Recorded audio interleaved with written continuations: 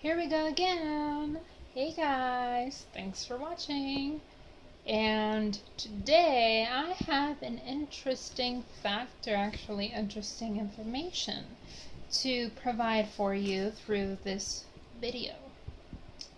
So I am on a book called Understanding Research by Mr. Paul W. Lawrence Newman. It's a really good book, and it's for my research methods class, Sci 240, something like that, but it's for my research methods class. So we have come to chapter 3, and there is an interesting information of a study done a long time ago that I want to share with you guys. You might not know about it, you might have heard about it.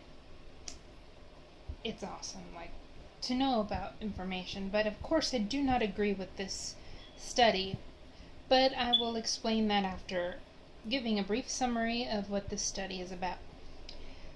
So back in 1932, the U.S. Public Health Service began a study on the progression of syphilis, how the disease progressed. It was basically to improve the treatments and treatment programs for infected African Americans. So what they did was, most participants were infected and some were not. I do not like this, but I don't know how things are, and I've done research, but not from scratch, like this type of research. They were neglected to be told, or they weren't told basically that this was a study on progression of syphilis. They were actually just told that it was for study of bad blood. And they were actually never told until really late. So, bad blood is a local term, and researchers even told local doctors to not treat the patients. And I'm guessing they did this so there's no interference by any physician or anything. Interference as to their participants becoming better. They actually just wanted to do this study to see the progression of syphilis. And of course, what should have taken 6 months actually took 40 years. It's a long time, a very long time.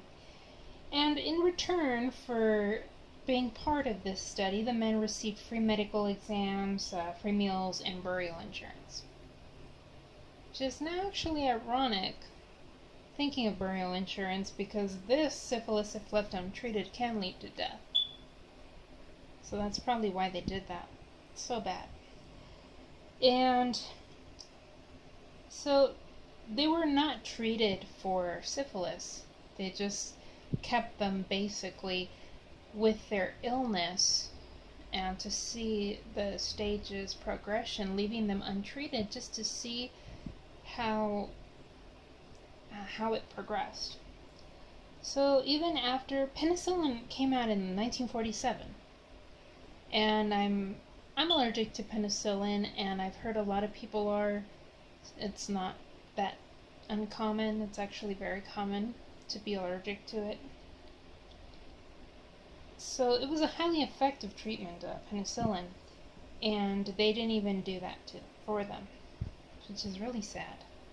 I am not liking this study at all. So of course men did die,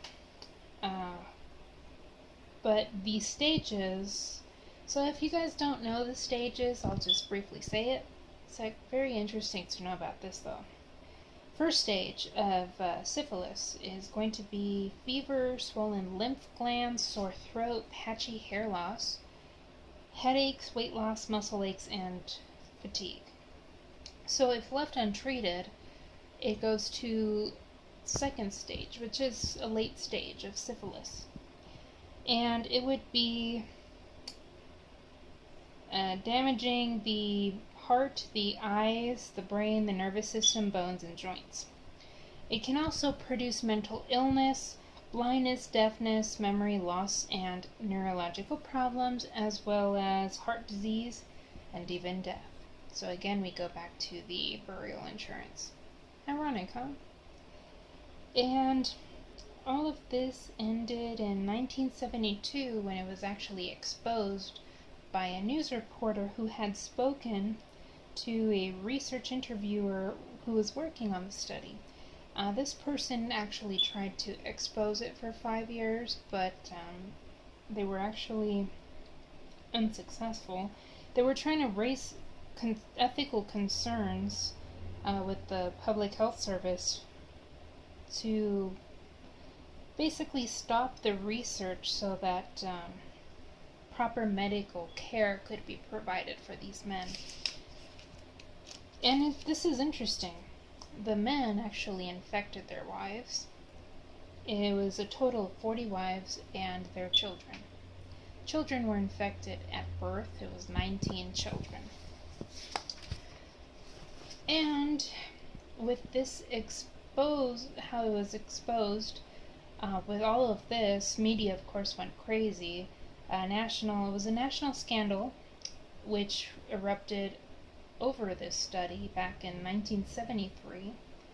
There were public hearings, and the survivors, the ones who were left, they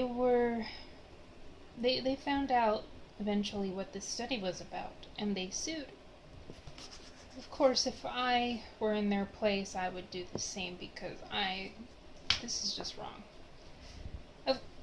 I mean, studies are conducted like this to get to know an illness, but personally I do not like the idea of neglecting the medical care.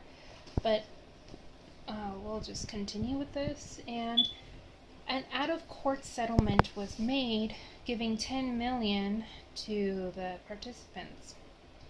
And this was in 1974 when the settlement was done out of court. But this part's absurd. That's outrageous, seriously. You would think that there would be a public apology when this happened. But no. It took 23 years to finally get an official apology by a U.S. president. Can you believe that? I mean, this really got me upset, frustrated, actually. The apology was to the remaining survivors of this research. So this was done, and there's actually a documentary, which is a dramatic movie based on this research, called Miss Evers' Boys from 1997. And there's also a book, books in general, a play, and the dramatic movie, which I'm now curious to check it out. So if you guys want to check it out, Google it up and see if you can check it out on Netflix or rent it or where it's available. And it's just interesting. I mean, they probably had in mind that they wanted to learn more about this illness, but in my mentality, and probably others who think of it this way, would not be happy about this, because you're basically neglecting the medical care for these men. These men who are married, who have wives and children, and because of them left being untreated, they infected their wives and their children. I mean, that is crazy. I mean, who in the world would do that? But of course, a lot of studies researchers want to see the progression and learn about diseases, because even in this day and age, we have new diseases that we have to do research on, studies, and we need to learn about its progression in order to have better treatment. But I just don't understand how it went from 6 months to 40 years. I mean, that's just sad. And I find it very ironic, again, how they were given burial insurance when, if left untreated, they actually would die. So this is an interesting fact that I want to share with you guys. And again, it is Understanding Research. You can get the book, W. Lawrence Newman. So I hope that you guys like this video. Sorry if I'm not looking straight. I've got the book here in front of me. But it's a very interesting book. You'll find this story on chapter 3 of the book. And there's a lot to learn about. And I'm taking Abnormal Psychology 2, which that book, I'm barely getting to know about it. I've actually procrastinated due to having other things going on. But so far it's good. The discussions are awesome. And psychology is great. So I encourage you, if you're interested in psychology, jump into it. You'll love it. Of course, Sci 101 has the basics. I had a hard time remembering stuff, so I'm trying to refresh it. But if you continue, my counselor actually recommended Abnormal Psychology, so you can find that in your local college, or there's probably classes online. But it's awesome, and so is this research method class. So if you want to check that out, thanks for watching. And next video, I'll probably talk about this story I found. I want to get more information. Apparently they're building a new Titanic ship, Titanic 2. Of course it's up to standard regulation, but they're doing it in the style of Titanic. I'm going to check into that, so if you guys want to learn more about that too, go ahead and Google it up. The story might be on Facebook. So thanks for watching again, and see you next time. Bye!